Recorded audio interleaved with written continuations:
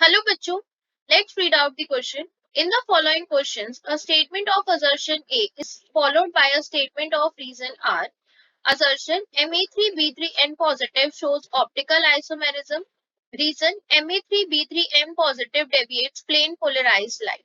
आपको क्वेश्चन में assertion और reason given है. You have to choose whether the both statements are correct. If both are correct, then the reason is the correct explanation of the assertion or not.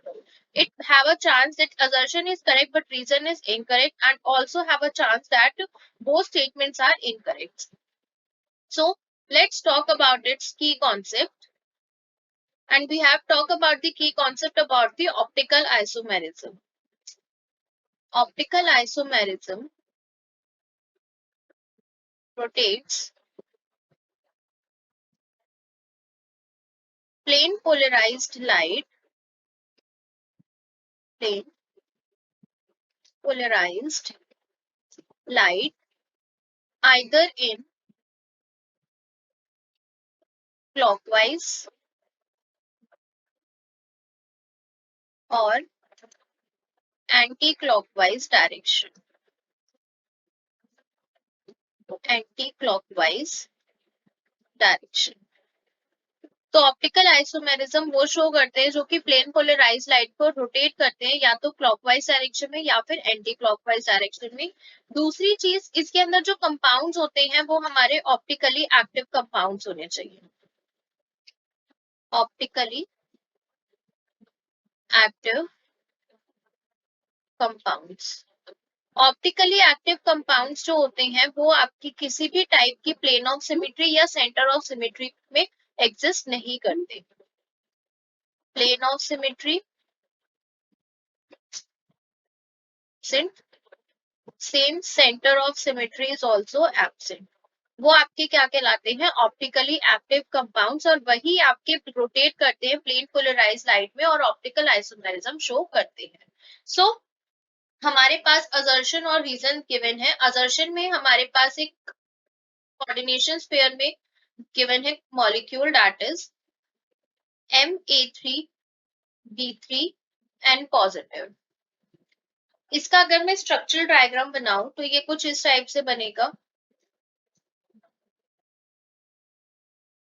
A B continuation में A और यहाँ पे B और इसकी N positive इसका number. तो अब आप देखिए, अगर मैं इसके अंदर क्या लगा रही हूँ, ये वाला जो मॉलिक्यूल है इसके अराउंड में अगर प्लेन पोलराइज लाइट की बात करूं या प्लेन पोलराइज लाइट की नहीं, प्लेन ऑफ सिमेट्री की बात करूं, तो मैंने इसमें प्लेन इस तरीके से लगाया. वर्टिकल डायरेक्शन में मैंने इसके अंदर प्लेन लगाया. तो जब मैं प्लेन लगाऊंगी तो ये वाला जो बी मॉलिक्यूल है ये क्या करेगा, हमें इस डायरेक्शन में शो होगा, और ये ए मॉलिक्यूल हमें इस डायरेक्शन में. मैं कैसे कहना चाहती हूँ, इनको मैं डिफरेंट उससे लिख देती हूँ यहाँ पर.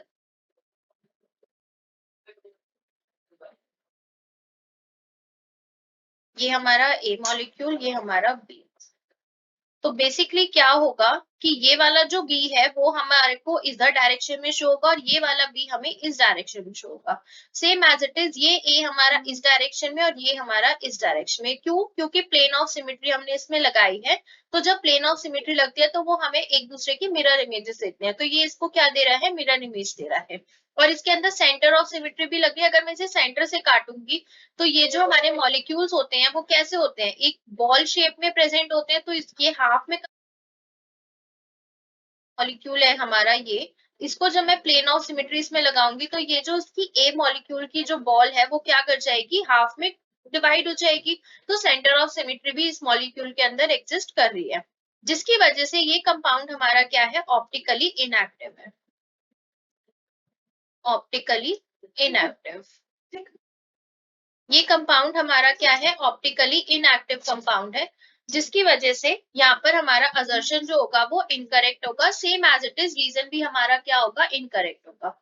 क्यों? क्योंकि यहाँ पे ऑप्टिकल आइसोमेरिज्म जो है वो रोटेट करती है प्लेन पोलराइज लाइट में आइदर क्लॉकवाइज और एंटी क्लॉकवाइज डायरेक्शन. और दूसरी कंडीशन हमने इसकी पढ़ी थी कि ऑप्टिकली एक्टिव कंपाउंड होना चाहिए, जबकि यहाँ पे हमारा जो कंपाउंड है वो हमारा क्या है, ऑप्टिकली इनएक्टिव है, तो ये ऑप्टिकल आइसोमेरिज्म शो नहीं करेगा। जब ये ऑप्टिकल आइसोमेरिज्म शो नहीं करेगा तो ये डेविएट भी नहीं करेगा प्लेन पोलराइज लाइट को। तो यहाँ पे हमारा जो असर्शन और रीजन है वो दोनों ही क्या है, हमारी इनकरेक्ट स्टेटमेंट है।